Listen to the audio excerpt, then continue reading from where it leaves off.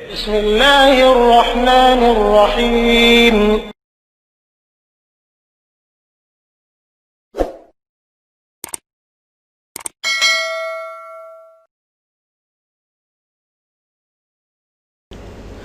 अस्सलाम वालेकुम viewers, welcome to शेवीज़ academy.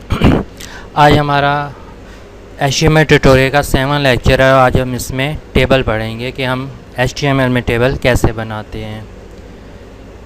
यहाँ पे मैं आपको एग्जांपल से इसकी वजाहत करता हूँ। टेबल जो स्टार्ट होता है वो टेबल के टैग से स्टार्ट होता है, क्लोज़ होता है टेबल के टैग पर। इसके अंदर हम TR का टैग यूज़ करते हैं, टेबल के बाद TR का टैग जो टेबल रो कहलाता है। हमने जितनी रो बनानी है उतने हम TR का टैग यूज़ करेंगे। उसके बाद TH का टैग होता है।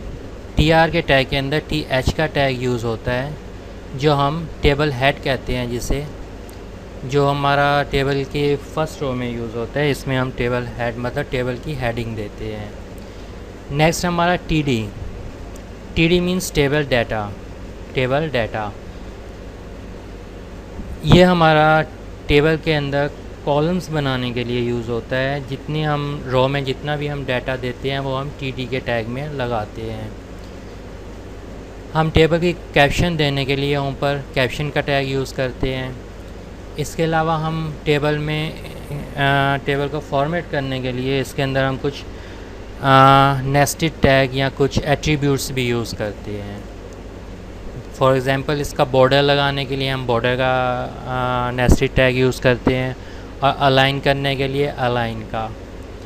इस तरह और भी टैग्स हैं जो हम प्रैक्टिकल करेंगे। तो आए चलते हैं नोटपैड++ के ऊपर और हम इसको प्रैक्टिकली करते हैं। जी तो व्यूअर्स, हम नोटपैड++ पर आ गए हैं, यानी कि हम अपने टेक्स्ट एडिटर पर आ गए हैं।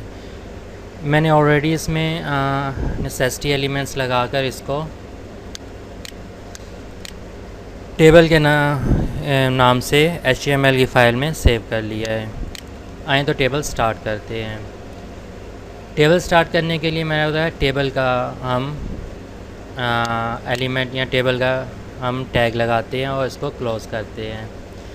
इसके बाद हमने टेबल रो बनानी है, तो उसके लिए हम TR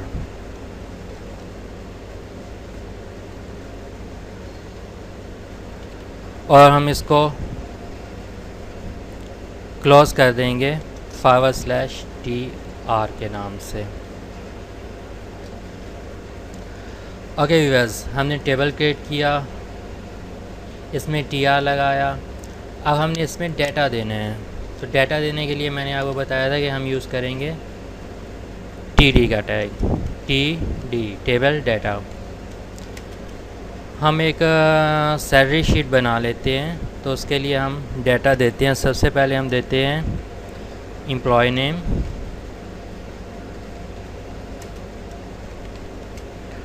और इसको हम /TD से क्लोज़ कर देते हैं, क्लोज़ कर देते हैं। अब हमने जितना भी डाटा देना है हम उतने इसमें TD के टैग लगाएंगे।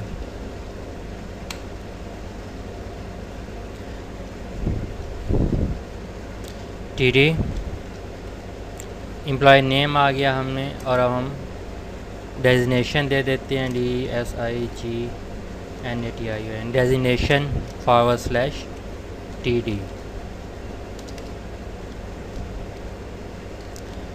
एक और टैग लगा लेते हैं और हम इसमें TD का, और इसमें हम सैलरी डिफ़ाइन कर देते हैं और इसको /TD से क्लोज़ कर देते हैं। जी तो व्यूअर्स, अब हमारा एक कॉलम बन चुका है। टेबल हमने टेबल लगाया, उसमें एक TR टेबल रो बनाई और उसमें हमने डाटा दिया।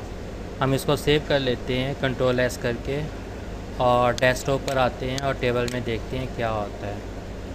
जी तो व्यूअर्स देखें, एम्प्लॉय नेम, डेजिग्नेशन और सैलरी हमने ये डाटा दिया था। अभी ये टेबल के फॉर्मेट में नहीं आया, वो हम आगे करते हैं, आगे देखते हैं क्या होगा। जी हम एक और टेबल रो लगा लेते हैं। मैं इसको कॉपी कर लेता हूँ यहाँ से और इसको यहाँ पे पेस्ट कर देता हूँ। ये अब हमारी सेकंड रो बन गई है। अब हमने एम्प्लॉय नेम देना है, कोई भी दे सकते हैं, फॉर एग्ज़ाम्पल जॉन कर लेते हैं। उसका डेजिनेशन हमने देना है, तो इसको हम एडमिनिस्ट्रेटर कर देते हैं।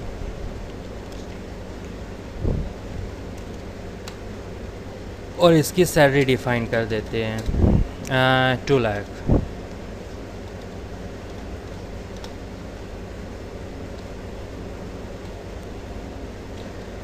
ओके व्यूअर्स, अब हमने 2 रोज़ बना लिए हैं। अब हम थर्ड रो की तरफ आते हैं।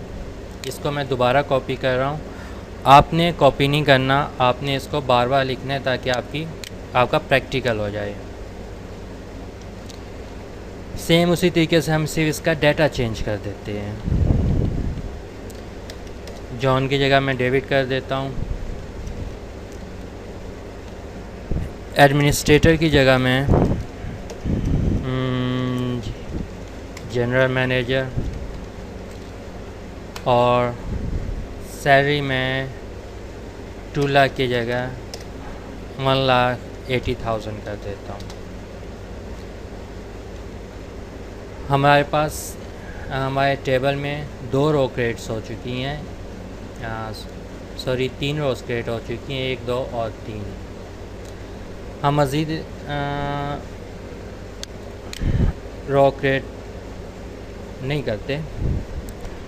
मैं इसको कंट्रोल एस करके सेव करता हूँ और यहाँ पे आकर F5 प्रेस कर देता हूँ। जी तो व्यूअर्स देखें, अब एक एग्जांपल आ गई है हमारे पास। इसका रिज़ल्ट शो हो गया है। Employee name, designation, salary. Employee name John David और डेजिनेशन आ गया, सैलरी आई। लेकिन अब ये टेबल फॉर्मेट में नहीं है। हमने इसको टेबल फॉर्मेट में कैसे करना है, हम इसका बॉर्डर देंगे। बॉर्डर हम देंगे टेबल में, equal to border is equal to, same जैसे मैंने आपको बताया था नेस्टेड टैग लगाते हैं, उसी तरीके से हम दे देंगे। टेबल का हमने बॉर्डर दे दिया है, जिसकी जो मोटाई होगी वो लाइन की 1 पे होगी। सेव करते हैं और यहाँ पे आते हैं, F5 प्रेस करते हैं, तो ये देखें बस अब ये टेबल फॉर्मेट में आ गया है। जी तो ये टेबल है, लेकिन इसमें हमारे पास एक जो ये कॉलम है ये एम्प्टी नज़र आ रहा है। हमारे से कोई मिस्टेक हुई है, चेक करते हैं क्या मिस्टेक हुई है। जी व्यूअर्स, यहाँ पे हम TD का टैग क्लोज़ करना भूल गए हैं, और इसको चूँकि हमने कॉपी किया है इसलिए ये सारा एक साथ ही चला है। कॉपी करने का यही डिसएडवांटेज होता है। हम इसको कंट्रोल एस करके सेव करते हैं और इधर आते हैं, F5 करते हैं। जी बस अब हमारा टेबल सही फॉर्मेट में आ गया है। ओके, हमने बॉर्डर तो लगा दिया। अब हम अपने इस टेबल को सेंटर में करना चाह रहे हैं। ये देखें यहाँ पे ब्राउज़र के साइड पे है, हम चाह रहे हैं ये सेंटर में आ जाए, तो हम यहाँ पे नेस्टेड टैग यूज़ करेंगे।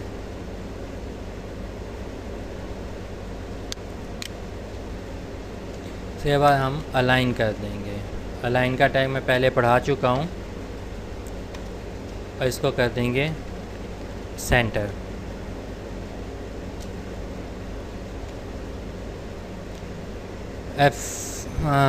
कंट्रोल एस करके सेव करता हूँ, F5 करता हूँ, तो ये बस ये हमारा सेंटर में आ गया है टेबल।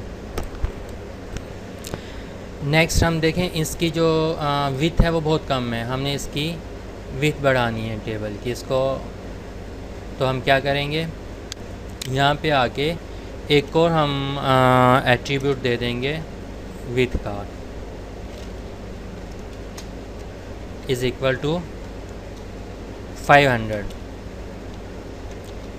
जी तो जो हम विड्थ देते हैं ये हम पिक्सेल्स में देते हैं। 500 मींस कि हमारी जो ईच कॉलम ईच जो है उसकी विड्थ 500 आ जाए, 500 पिक्सल आ जाए। कंट्रोल एस करते हैं और इधर आकर F5 करते हैं, तो ये भी बस ये देखें अच्छा, मैंने आपको एक TH का टैग बताया था जो हम फर्स्ट इसमें यूज़ करते हैं। देखिए ये एक ही फॉर्म में आए हैं हमारे पास, लेकिन हम चाहते हैं कि जो हमारी फर्स्ट रो है, जो हमारी हेडिंग रो है, ये टी हेडिंग के फॉर्मेट में आ जाए। तो हम क्या करेंगे, यहाँ पे TH यूज़ कर देंगे, TH। इसका भी मैं TH यूज़ कर देता हूँ। यहाँ पे भी मैं इसको TH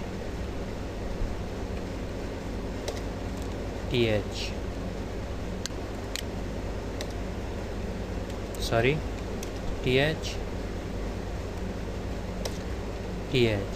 अब मैं इसको सेव कर देता हूँ और हम यहाँ आके F5 प्रेस करते हैं तो ये भी बस देखें, अभी हमारा हेडिंग फॉर्मेट में आ गया है। अब मैं क्या चाह रहा हूँ, इसकी कैप्शन देनी है। हमने टेबल तो बना दिया, लेकिन हमें नहीं पता कि टेबल क्या चीज़ है। तो इसकी कैप्शन देने के लिए हम कैप्शन का टैग यूज़ करते हैं। लाइक हम टेबल के नीचे इधर कैप्शन दे देते हैं।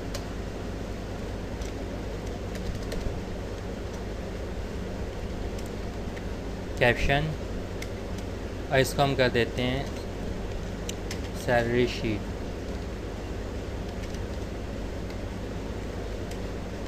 कैप्शन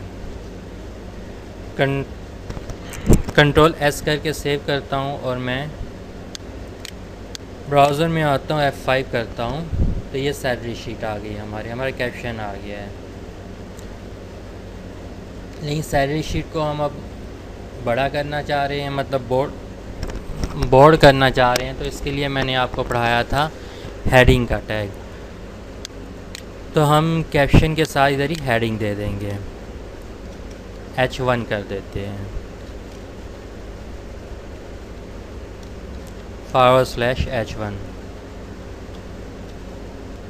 कंट्रोल S करके ब्राउज़र में आता हूँ और F5 करता हूँ तो जी वज़ी हमारा हेडिंग फॉर्मेट में आ गया है।